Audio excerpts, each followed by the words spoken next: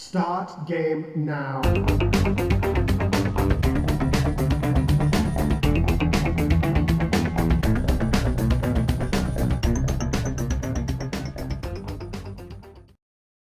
Welcome retro fans to another edition of the Nose for Gamer. Today we're going to look at the Atari 7800 Pro system.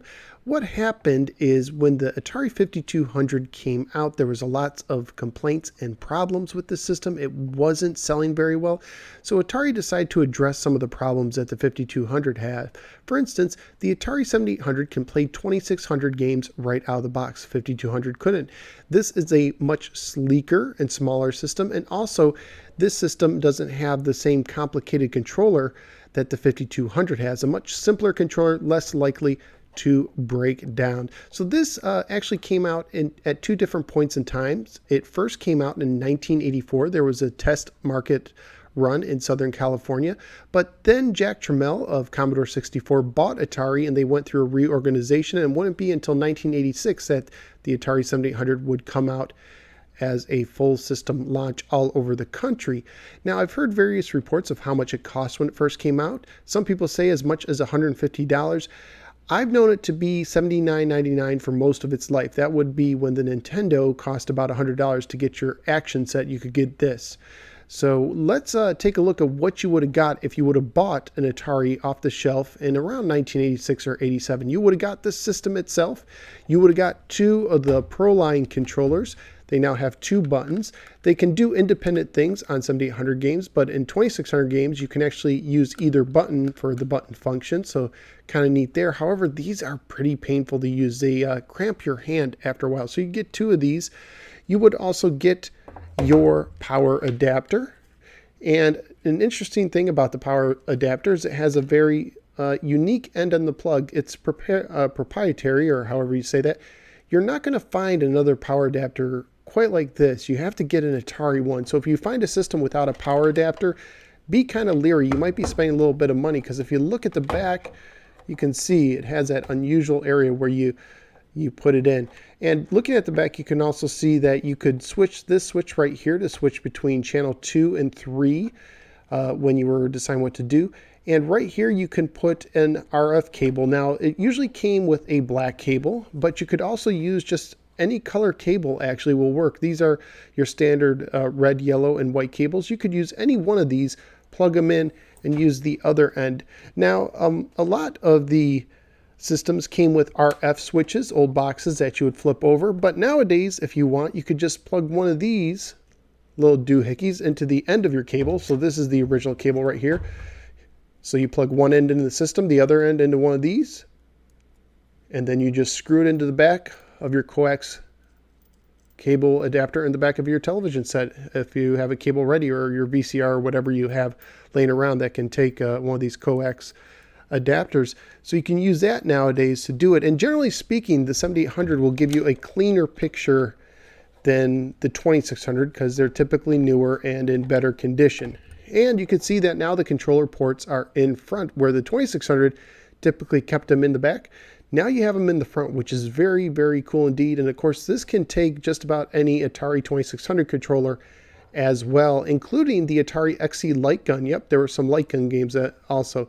Now, if you look up here, you can also see that you have these switches, and these are the difficulty switches that you found on the Atari 2600. When they're in the left position, they're in what's called the B position, and in the right, they're in the A position. Now, typically, the B versions of games on the 2600 were easier, so one thing you can remember is B is for beginner, A is for advanced. So not a lot of games on the 7800 use them. Some do, but a lot of 2600 games do use the difficulty switches. Now you have your buttons right here, the power, you have the pause, which also for the 2600 can sometimes function as a black and white switch, but doesn't hold it as long as the other. It kind of cuts out. So it's not really functional as the black and white switch, even though it can use that. You have a select button and the reset button, which you also found on the 2600, but the 7800 looks a lot sleeker, and I think it looks really great. The only thing that might give it away from some other modern consoles is the fact that it has the rainbow stripe that was popular with Atari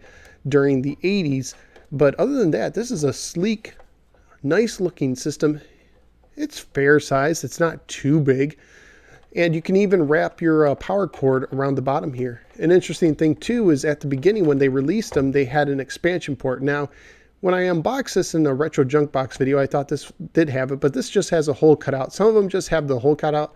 Most of them have it covered up right here. Most systems have it covered up, but they actually use this port. They were going to use it for different accessories, including a potential Laserdisc player they're thinking of plugging in. So you would get that, the system in the box, and of course you would get your copy of Pole Position 2 with your manual, and that's what you would get in the box right there. Now, one of the downsides of the 7800 is even though it looks better than the 2600, the graphics, and the 5200, they use the same sound chip as the 2600. So just about every 7800 game has 2600 sound. So it may not sound that great, but they were getting really good at just getting the most out of the 2600 sound. So some people don't realize that the sound that comes out of most cartridges like Pole Position 2 is just 2600 sound. Now, some cartridges you could actually get extra sound in it by using a pokey chip plugged into the cartridge, and that is what happened with Ball Blazer, which is a fantastic game, one that really shows off what the system can do. Now, only 2 games, Commando and Ball Blazer, did that, but they did it very effectively. And Ball Blazer also shows some really good 3D techniques. It's really amazing how smoothly this game runs.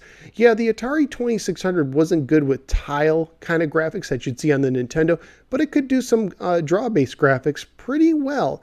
And that's what you saw in Ball Blazer. So there's some things that it couldn't do on Nintendo, but a game like Ball Blazer looks great on the 7800, but didn't look very good on the Famicom, the Nintendo overseas. So there's a little give and take. Another thing that the Atari 7800 is really good with is arcade ports like Robotron 2084. The Atari 7800 was programmed to handle a ton of items on screen at the same time, and Robotron takes full advantage. So some games will look better on the 7800 than they would on other systems. Robotron is one of them. It would be really hard to pull off all these figures on a Nintendo. Now, there is a give and take. The colors tend to be a little bit kind of light or pastel for my taste. I wish they had a darker color palette, but some of the games still look good and are still a blast to play today. So would I recommend buying an Atari 7800 system? Well, on eBay, these go for about $50 to $100. And that usually depends on what games are going with them. Make sure you get a plug with it if you're going to get an Atari 7800. Some people have even modded the system so you can use S-Video or your typical RCA cables. But yeah, if you're looking to collect Atari, like Atari 2600 or 7800, I would recommend getting the 7800. It plays almost all 2600 games. There are some that sometimes give it problems. Some of the games like Biomagic sometimes have a hard time fitting into the cartridge slot, but you could kind of use a Dremel or something to get a little more room in there. That's just a cosmetic thing.